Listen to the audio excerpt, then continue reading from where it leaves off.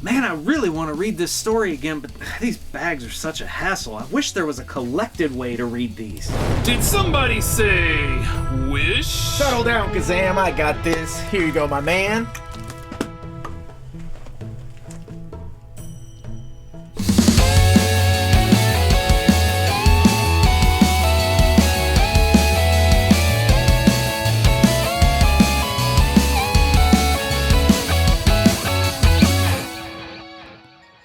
Omar? Yeah, man. You have made a name for yourself. No, it was given to me. in reviewing collected editions. Yes. But what do you think about the floppy?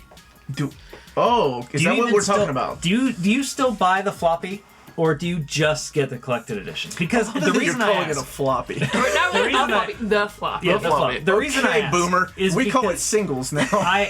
do we? Okay. I just got back into buying comics a few months ago.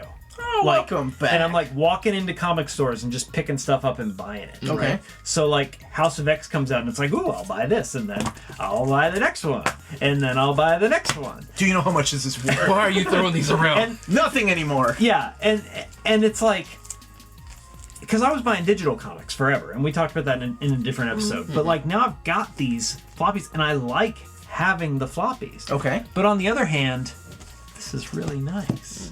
The collected edition of the floppies. Well, yeah, I mean, I don't know if this particular one is really nice, but the first read, I enjoy this format. Well, But and it anything was coming past the first read is like, this is a pain in the ass. Well, and it was coming out weekly too, so that helped. Right, that definitely helped with this. Whereas most of the time comics are monthly, so you have to wait a month, and then you're like, I'll just wait for a trade paperback. Right, so, I mean, so for me, it's always been like a pros and cons thing, right? Okay. I can get some of the story now. I can get some of the story a month from now. I can get some more of the story a month from then. Or I can wait 8 months and get the story that everyone else will have read 2 months before that. And that's what I never have felt good buying collected editions, or at least waiting for the collection. Like, I've never been able to do that. It was, for me, I was paying $3.99 for the digitals. And then I was still, like, with the Transformers stuff, buying the collected editions after the fact to have, because I like the object.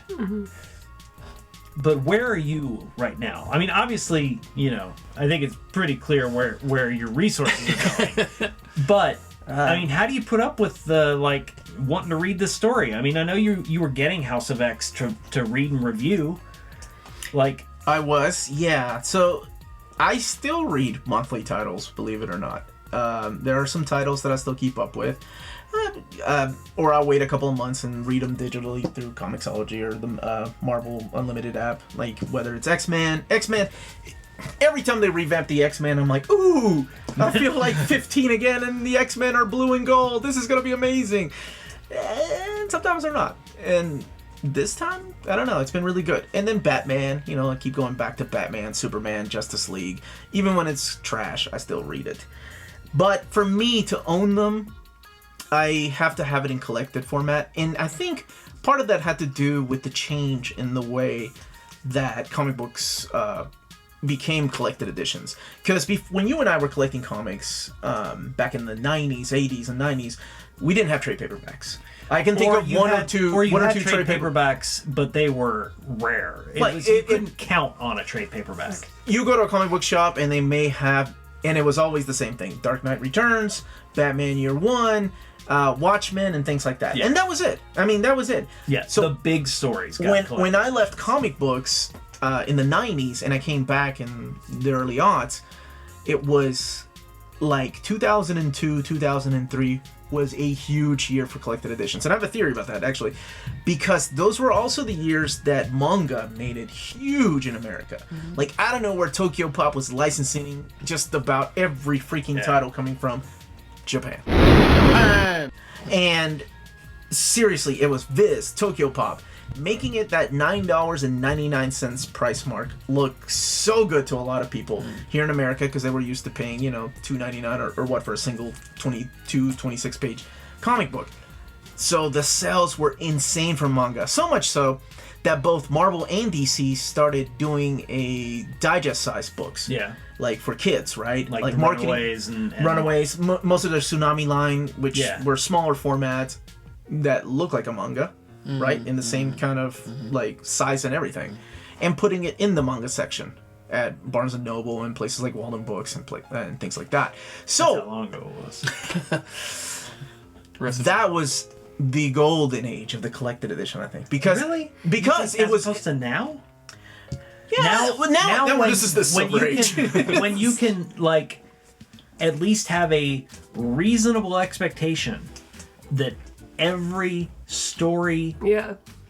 in a title is going to get a collected edition, and you can put them on a shelf and like these ones here, these Spider-Mans that all look the same and Aesthetically look nice pleasing. on a shelf together. Like if I felt like I could always count on that, it would be different. But like I still hang on to that 90s, like maybe this will be a trade, maybe it won't. Maybe it'll be a special trade and it'll look different from all the other trades, and then I won't want to have it on my shelf next to the other. Well, ones. and we do have those discussions a lot too. Yeah, Because now it's you know, different, now the discussion is not so much is this going to be a trade. Is like, okay, is this trade going to match my other trades? Is it going to be a hardcover? Are we going to get an Yeah. omnibus? Are we going to get a deluxe? Because we had that discussion a lot as DC fans because it's a whole mess right now. Nothing really matches, right? I know speaking for me, I do a mix. I'm not a big fan of floppies. I will buy floppies for the art. Case in point. See, All that's, from the same line. Three Yes. different spines. yeah, that's ugly. Continue, Yeah. Maddie. So the only reason I buy floppies now is as an art piece. So to me, the advantage of buying floppies is if they have a variant cover that I really like, and then I frame it and I showcase that in my collection, and it's easy to switch out. If it's in regards to like keeping up with the ongoing series, usually I'll do Comixology. So But that's rare too, because I usually don't want to spend that much money because I know it's cheaper in the long haul for me to buy collected editions. Okay. well, and that gets to one of the questions that I had for you guys in general, because it's easy to watch the stuff that you guys do about the collected editions and get real caught up in the weeds for the big picture, but like I get the feeling, and correct me if I'm wrong, that like collected editions are just as rare and collectible these days as the floppies in a lot of ways, right? I mean, where they're going out of print and coming back into print, and Yeah, it's a different copy. But At the like, very is least, there it's deluxe and is there a case of like, oh, hardcover. this is a first edition of this book?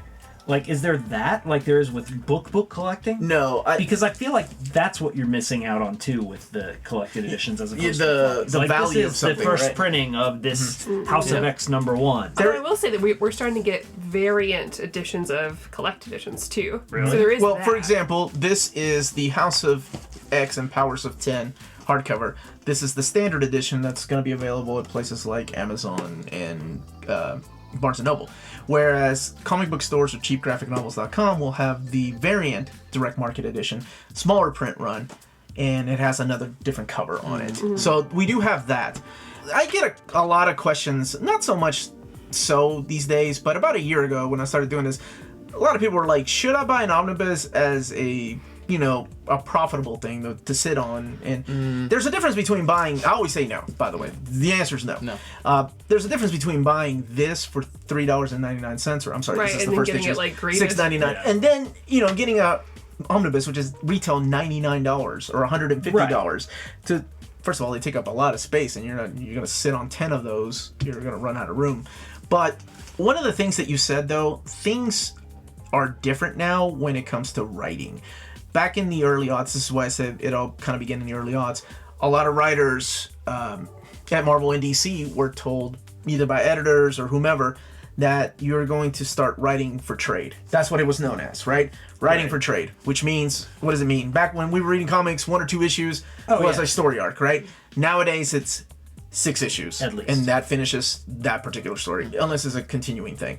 And then that is perfect for trade, because 6 issues, 1 trade paperback, right? I mean, that's what writers, and even to this day, writers have that mentality. Right, and that also contributed just to the expansiveness of this, or the decompression, right, of storylines where a lot of these 6-issue Brian Michael storylines Bendis was notorious for that on Daredevil. Could have been done in one issue. And I feel like padding was there was a lot of that going on with Marvel, DC, and at Image as well. But I think most writers know that the good thing about trade paperbacks, though, is sometimes they are able to bring a series back. If it wasn't for Runaways getting that small tsunami trade paperback, Runaways would have been canceled after 6 issues. Runaways kept getting canceled. Well, I think that's a discussion I really want to have, and it's a discussion I have often. So with my experience with the type of demographic that I communicate with most, a lot of younger audience, a lot of younger women, female comic book readers, a lot of LGBT comic book readers, minority comic book readers, the younger generation now, they're the ones that are buying more of the collected edition over floppies. There have been series that have gotten canceled because the floppies don't sell well, but people my age aren't buying floppies. We're waiting and we're buying the trades, we're buying the collected editions. And sometimes that's what brings back the series, as case in point, Unstoppable Wasp by Jeremy Whitley.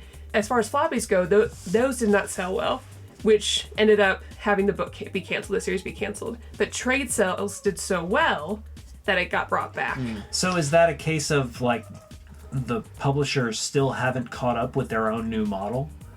See, I'm not entirely sure. And part of me, because I still think floppies are still doing well. It's still a good moneymaker for comic book stores, Is too. it though? According to comic book stores, according floppies are still necessary for comic book sales. This is only Diamond, though, because the main distributor of comics, according to their sales chart, they are. Not as well as, of course, back in the 80s or 70s, but, better than they were probably in the early aughts. Such is the case, people go off about how horrible Batman is, but that is still the #1 best-selling book at DC. And it outsells so much of the other stuff that's happening. Well, I just think right now it's just going to be interesting to see. I'd love to see some nice case studies be done as to what's selling, what based on what demographic, and kind of get some outlooks to the future to see kind of what people predict this being. Because I think definitely older audiences are still buying floppies for sure. But I'd like to see, is that predicted to change in the future as people age out, right? So, right. As It's also... And people do still want. I guess the one thing that people guessed wrong, right? Because they thought younger people are going to want to read digital only, which has not been the case. A lot of people are still wanting those nice collected editions. Yeah.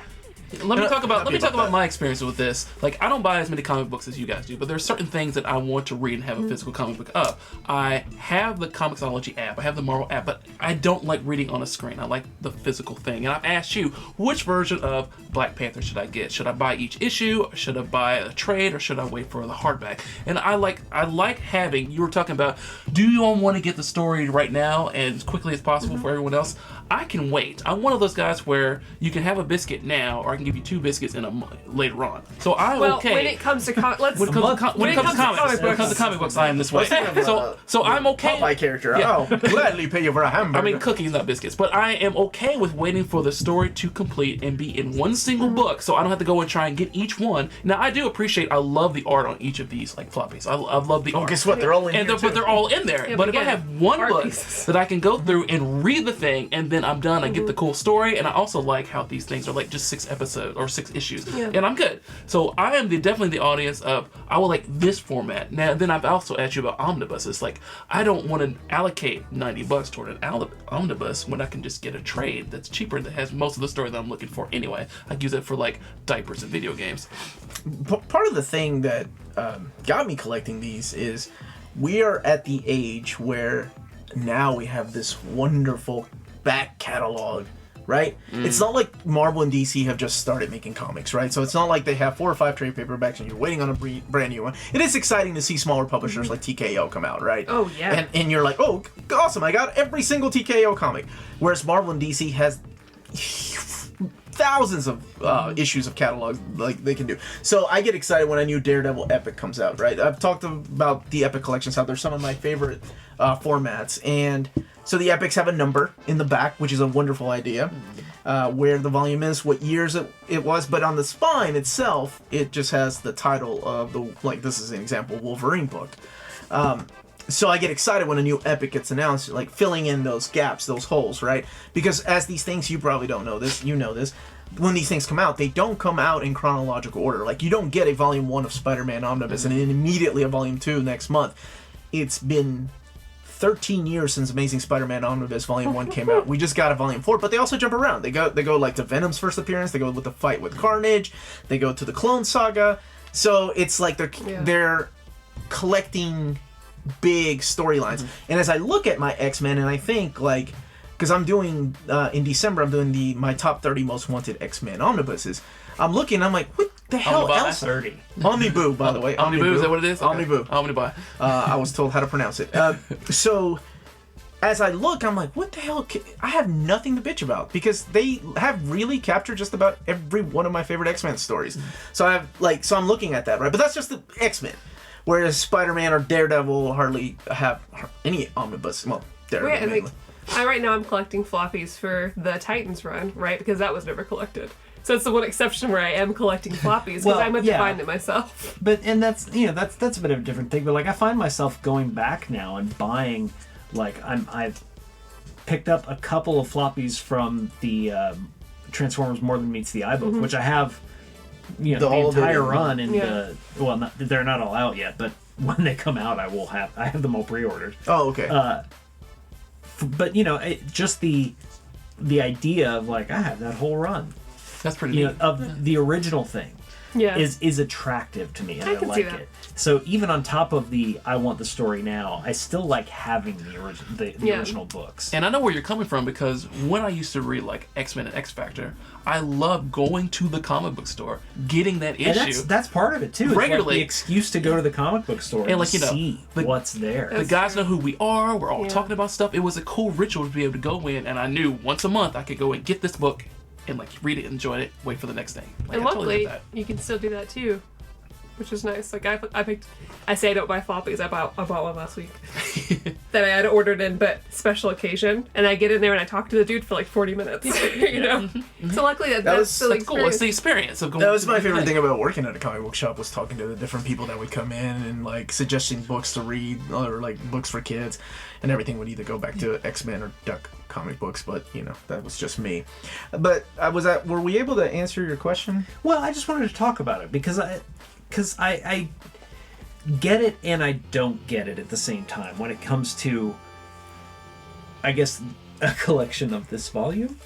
I like the idea of looking at my shelf and going, man, I really want to read Daredevil Fall from Grace, and I know people are going to bust my balls for picking that storyline, but I can just go, okay, Fall from Grace, it's right there. And I will say I'm completely there with you in terms of I want easy access to read the content. It's not as easy saying like Netflix or where you're but it's almost like I disagree because you can just grab the thing because my comic books are I still have them back here, but then I'd have to open the box up and go, where those and it's just like you got to carefully take off the tape and then don't do that stuff. You don't catch the cover on the tape as you're pulling it out. But I think I'm at that right age where this is still nostalgic enough for me to go back and go, man, I really love, the Catwolf stories, or I wanted to go back and read Extinction Agenda, or I want to go read House of X again. You're trolling me.